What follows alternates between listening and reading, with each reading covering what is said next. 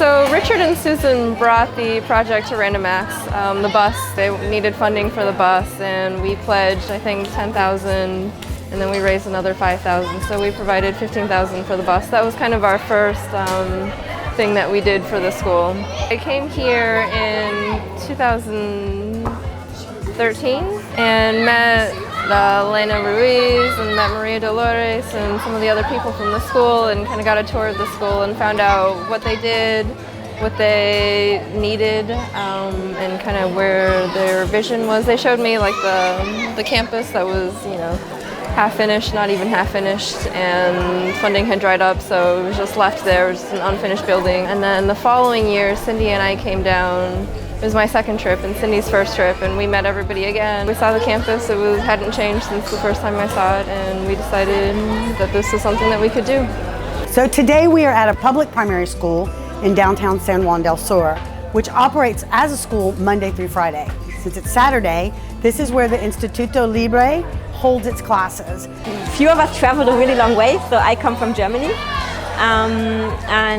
We are here at the place where the students get taught by now, because they don't have own property or they don't have an own school, so they have to go to a place, to a public school where they can sneak in on Saturdays. But that's not what we wish for them. Part of the passion for the Instituto Libre is the stories of the students.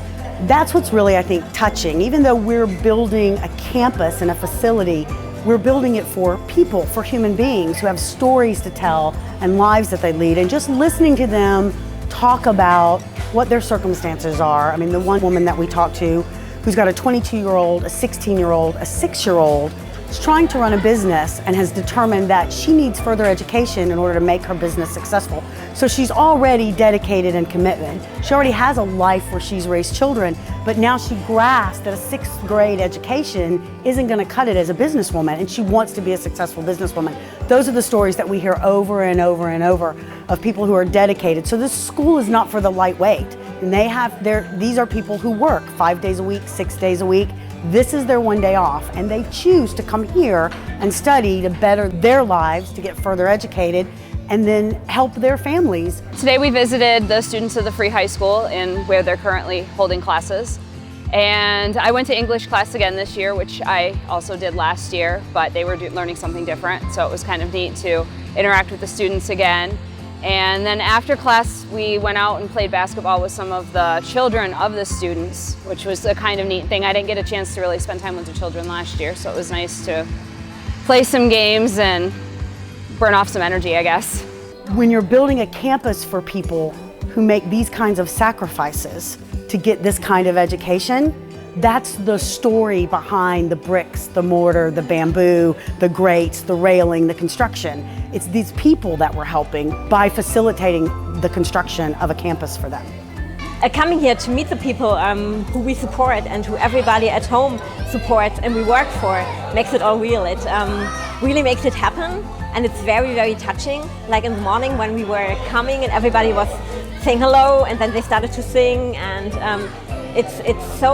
that's what makes this trip so special, and that's what makes us be the bridge between our donors at home and the people here we try to make a positive difference for.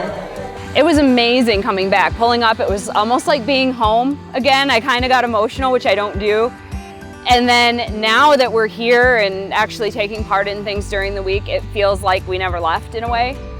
But today, it was the most wonderful experience when I was in that English class. The student that I was paired with during last year's English class was there, and he actually remembered my name and said hi to me, and he knows more English now and I know more Spanish now, so we were actually able to have a better conversation than we did last year. That was really meaningful to me. I knew I would remember him. I was kind of looking out for him, but I didn't think he would remember me, so that was really touching. Our goal is for when we raise money for these destination projects and these big campaigns, that the people that are raising the money and are passionate about these causes get to understand the cause, to understand why they're raising money, what they're passionate about and where it's going. And they build relationships. So far for the project in Nicaragua, I raised around 14,000. In complete for all destination project, it was something around 35,000. The people who were here last year saw the campus Austin had just begun working on it. There was practically nothing there. So when we go tomorrow, I think they'll be really amazed at the progress. I can't wait till tomorrow to see the campus and see how it looks in the construction and how things have been going. I've been watching Austin's videos every time we get one, but I think it'll be a completely different experience to actually see it for myself. So I'm very excited about that.